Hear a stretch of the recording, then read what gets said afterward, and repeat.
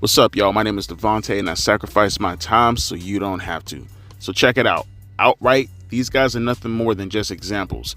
If you like them and they happen to be your favorites, that's cool. You can down that hill. No one is taking anything out on them in particular. It's just using them as a perfect example as far as the mentality that's going through AEW currently at the moment that I'm just not understanding. That I just can't help. I can't get it out of my mind. I'm hopelessly fixated on it. So people are going to probably be like, hey man, why are you picking on my favorite? For some reason I live vicariously through them because I have no hope in my own life. I ain't talking about them, and I'm damn sure ain't talking about you. I don't know you. They don't know you. I don't know them personally. They don't know me at all. So let's just get that out of the way first, because I know we're going to get some knuckleheads in the audience pretending as if I'm actually talking directly to them because they have some kind of infatuation or some type of murderous stalking fixation on these wrestlers. Look, man, I ain't on that kind of time. That's on you. Do you. What I recommend, though, in the end of the day, is hopefully you wear a vest before you get taken out by the people who's going to be guarding these people for your crazy ass. With that being said, though, the biggest waste of money in AEW history, the three talents that you see in the thumbnail: Mercedes Moné, Kazuchika Okada, Will Ospreay. It's been well over a month now. Well over a month. You guys tell me, what has elevated, what has gotten better, what has taken place with specifically these three talents, not just overall in AEW. That's another story we're going to get to further on in this video, but in particular with these three talents, what have they brought to the table to warrant their contracts? I'm not going to get into the specifics of their contracts because it seems like every other source has a different monetary. I don't want to say monetary. Yeah, monetary. That's right. They have a different number. Let's just say that as far as what they want to mark in regards to their contracts. So we're not even here to talk about their contracts in particular as far as how much money they're making, because we know one thing's for sure. It's in the millions. What I also know is if you combine all their contracts into one, you could probably get the equivalent of a country's GDP for probably half a year. Some countries, not all. Does anyone look at that and think to themselves that makes sense? Does anyone look at what they're currently doing at the moment and say, even beforehand, because we all kind of knew off the top of our minds that they weren't going to do anything. You got Will Ospreay, who no one, for the most part, and throw Kazuchika Okada in there too, no one outside of the internet has any fucking clue who the fuck these two are. You can sit here and pretend as if these are household names because they put on 5-star classics. You stay in your delusional bubble while I live in the real world, and I tell everybody else how fucking delusional you are. And you have someone like a Mercedes Moné, who obviously out of all three of these guys has the biggest name. But like I said, even in regards to talking about someone like a CM Punk, which by the way the comparison is right there, they're only as big of a draw depending on the machine that's currently behind them, that's pushing them. It's a partnership, right? I'm not even here to say that Mercedes Moné isn't technically what you would necessarily call a draw per se. I think she has her subsection of fans. My thing is, though, just like a CM Punk, you need the right machine to promote you, because if you have someone like an AEW, it's not going to help you, because in the end of the day, on your own, and this is not bad to say because there are very, very, very, very, very rare exceptions, and that being someone like a Hogan, a Austin, or a Rock. It's not something that you can look at and say to yourself, well, Devontae, why are you picking on them in regards to calling them not being a draw? It's not just them. It's any talent virtually. Almost 99% of talents will never achieve the ability to draw on their own outside of WWE.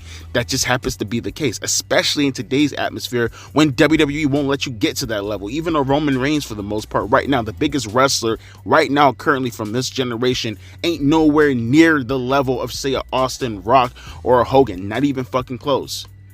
That just happens to be the case. But Mercedes Moné currently at the moment, no, she needs a machine behind her to help promote her. It needs to be a tag team effort. Will Ospreay and Kazuchika Okada, you guys are high as fuck. But a Mercedes Moné, I'm willing to concede and say that she can bring in numbers. She can bring in eyeballs if the right machine is behind her. That right machine is not AEW. But see, here's the problem. And see, this is the point that you guys are going to probably skip over. You're not really going to hear what I'm saying, right? Because this is my main narrative in regards to this. You think I'm blaming the talent necessarily as far as them not being able to, make back on that ROI that Tony Khan retardedly put in regards to his investment inside them?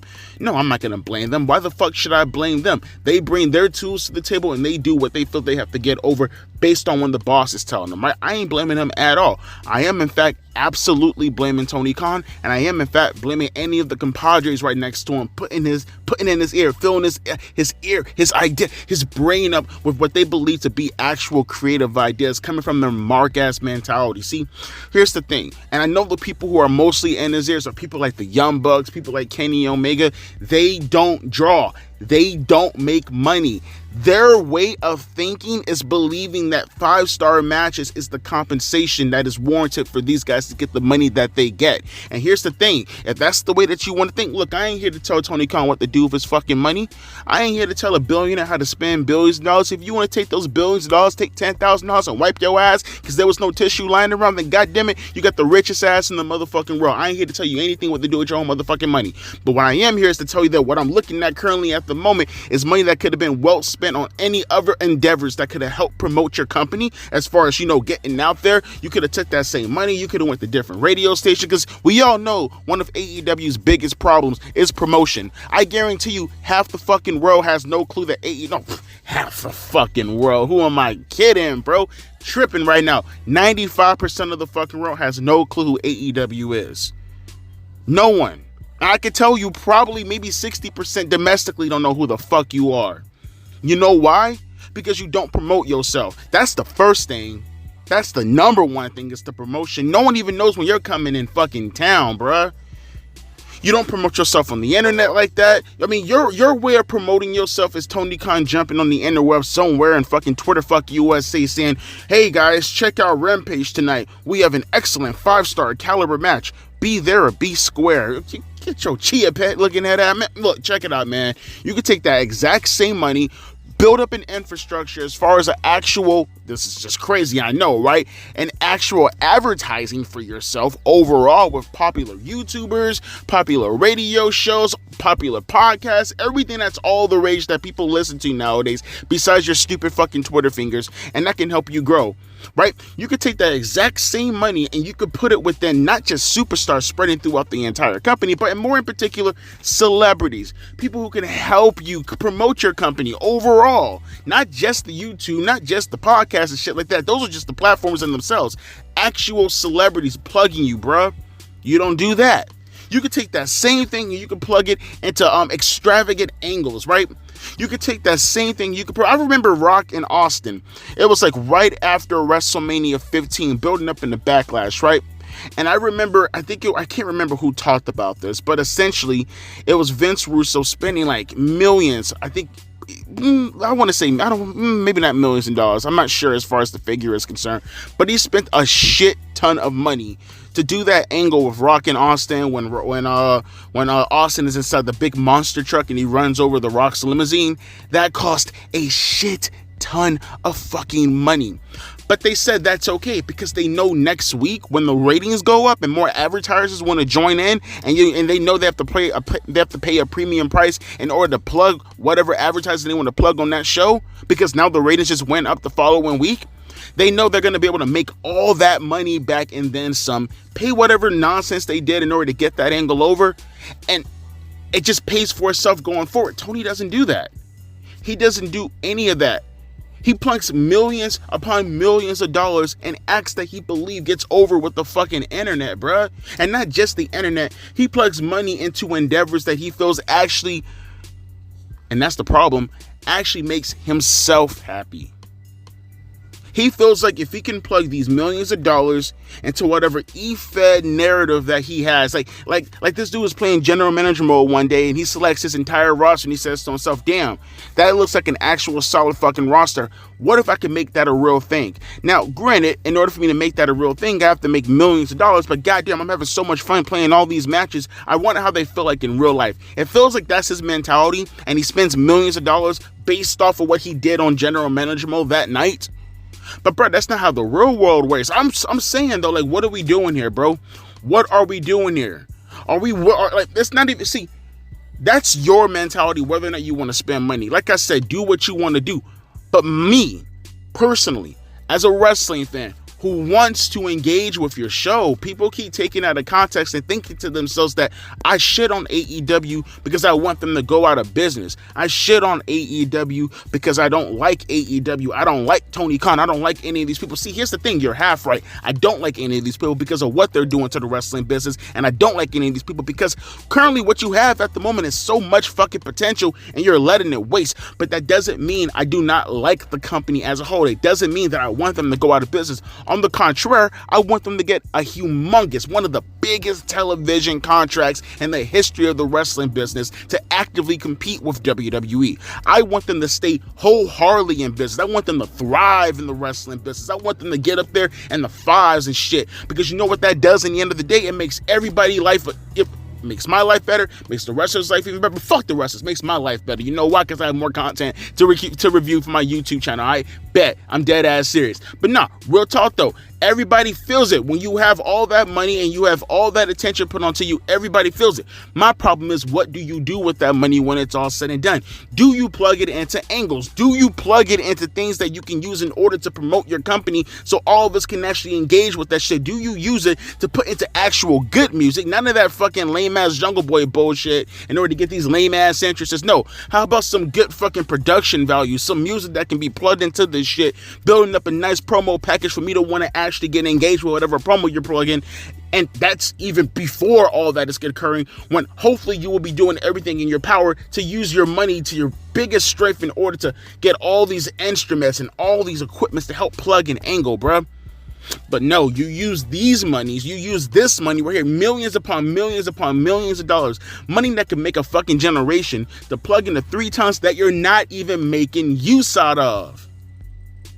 See, that's another dirty little secret that no one wants to talk about. See, people get on me and they're so quick to get on everybody else and they say to themselves, well, Devonta, you don't know the wrestling business. You don't know what the fuck you're talking about. Do I need to know what the fuck I'm talking about? Do I need to appeal to authority in order to have eyes and have ears and all my 5 cents to see what the fuck is going on currently in front of me? Do I have to look at currently right now? People are like, oh, Devonta, it's only been a month.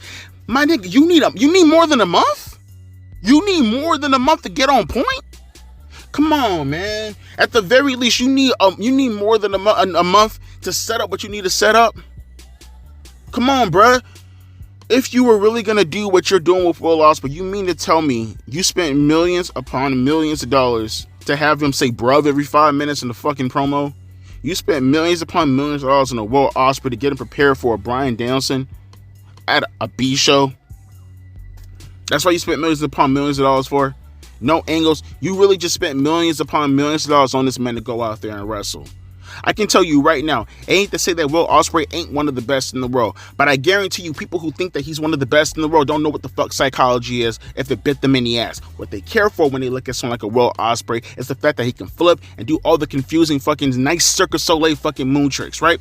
So here's the thing, I guarantee you right now, 90% of your fucking roster, especially those in ROH, can do exactly, maybe even more at this point than a Will Ospreay. So why plunk all that money into a Will Ospreay when people only watch Will Ospreay to do all the flips and all the tricks and all the stunt double shit, right? You could take that exact same money, plug it into your infrastructure, build up someone who can do exactly what Will Ospreay is doing, and in fact, most likely maybe a decade younger than Will Ospreay, coming from a guy who has Will Ospreay by a full fucking year. I'm telling you, you can use that exact same money, plug it up into probably 10 different people who can do what Will Ospreay is currently doing at the moment, who aren't injured, who are younger, and get the exact same return on the investment. Because no one is coming. The same amount of people. Let me tell you something. You got 700,000 viewers. Currently, right now is what you're lingering around, right? With Will Ospreay being there. You will still be around 700,000 viewers if Will Ospreay isn't there. You will still be around 700,000 viewers if there's another person in that position. And this is not to say that you don't need to keep Will Ospreay, but this is to suggest that this is what you're spending your money on, then use that to better the rest of your roster, right? Right? Because if I'm spending millions of dollars on somebody like a Will Ospreay, if I'm spending millions of dollars on someone like a Kazuchika Okada, if I'm spending millions of dollars upon someone like a Mercedes Moné, you can bet your ass they working for that shit, bruh. They ain't going around just having wrestling matches, cutting little small interview backstage promos. They're running angles for me. They're doing things to promote my show. They're doing things to get my numbers up. They're doing things to get advertisers to want to come to my fucking company to plug more money into this so I can take that money, reinvest it into my infrastructure again, and build up my company even more, so eventually I make a fucking profit for the first time, unlike what Forrest goddamn has to go around and lie about, right? That's what you should be doing. But again, we got so many fanboys in the audience who want to sit here and pretend that AEW is doing the right thing. To who? To me? To you? To who? Not me, not you. Definitely no. Who are they helping in the end of the day? Who is actually engaging with the product? Who wasn't engaging with the product prior to these three even being here? See, that's the problem. That's the focal point that you guys have to think about. That's what you have to get out of your mindset of, man. Just because you like something doesn't mean everybody else likes it. And I can tell you right now, with the way you guys think and the mentality that you guys have, speaking strictly to the AEW fanboys, I said it once and I'll say it again. You like AEW because you hate WWE. Your hatred for WWE is a lot stronger than your love for AEW, right? So here's what I'm saying. Like I said 1,000,001 times beforehand, you like it because of the initials. I do not care for the initials. So if you're gonna be there the entire time, no matter what fucking happens, then let me also be within your group, within your sphere. Let me be a fan just like you. Let me support AEW just like you. Let all of us be fans. And because again, you're always gonna be there. I need a reason to be there. And when I'm there, then we're all there together. But this right here, man, it's burning money. It's lighting money on fire. It's flushing money down the fucking toilet. It makes no sense. It makes no sense to bring in all three of these talents and do absolutely nothing with them, and then sit here and make excuses for it and push the goalposts as far as the time is considered, saying, "Well, it's only been a month if I'm taking it." Saying like it's mind numbing, bro. It's absolutely mind numbing. It's batshit crazy. It's backwards thinking. It's making excuses for a company that you know ain't doing the right thing because you so badly want them to be in the same position as WWE, and it's not gonna happen with them. I mean, it's never gonna happen. Period. But a damn show ain't making strides or going down the right path if this is what they're currently doing at the moment, and enablers like you are, for the most part, behind them, licking their assholes and telling them to continue what the fuck they're doing. It ain't right, bro. It ain't right, because you know what's going to happen eventually? If no money gets brought in, and eventually they go down that 400,000, 300,000 range, and you know they're trending towards it right now. People never thought to themselves they'd be going in the NXT AEW war numbers in 2024 with no competition. But look, here we are right now. You know what the next step is going to be. 600,000. 600,000. At one point, these guys were getting in the millions. At one point, they stayed around the upper 900,000s to lower 1 millions. But look, they dropped damn near 200,000. Actually, yes, 200,000 of their average fan base. If you look at the fact that they consistently got around 900,000 to early 1 million, yes, they dropped over 200,000 fans within a 2-year time span. Make it make sense. Make it make sense, because if they happen to keep going down like that, then what's going to happen to all your favorites? Either they get a pay cut because Tony can't pay them unless he's going to go out of pocket, or he's going to fucking release them because they're making way too much money and not getting anything on that ROI, that return on investment. All because Tony Khan doesn't want to be a fucking boss. You'll learn the hard way, man. They all learn the hard way, okay? Everybody has to put the fork inside the fucking light socket to get shocked a little bit before they know not to do retarded shit. People have to put their hand on the iron before they know that the iron is hot. So you know what? Keep doing that. Keep doing you. I'll be back here and I'll be keeping my hands on my head and I'll keep saying over and over again, I fucking told you so. Even though I don't even have to say I told you so, because this is just basic common sense. Advertise, promote, plug, all this shit is just common sense. He jumps all the steps to go directly to the conclusion. All the steps to go directly to the results. Okay, fine. Keep that mentality. Like I said, I'll just be here laughing. Later on tonight, I'll be reviewing SummerSlam 91. Get ready for that. It'll probably be around like 8 or 9 o'clock, maybe around 10 o'clock-ish. I don't know, but I'm in the middle of reviewing it right now, so prepare yourselves for that. And then if you're listening to this in the future, well, here you go. I reviewed SummerSlam 91. Check it out on the Retro Reviews page, playlist, whatever. But let me get this shit over with, man. I'm thirsty as fuck. And so my name is Devontae, and I'll be catching you guys later. Deuces, P. Ice.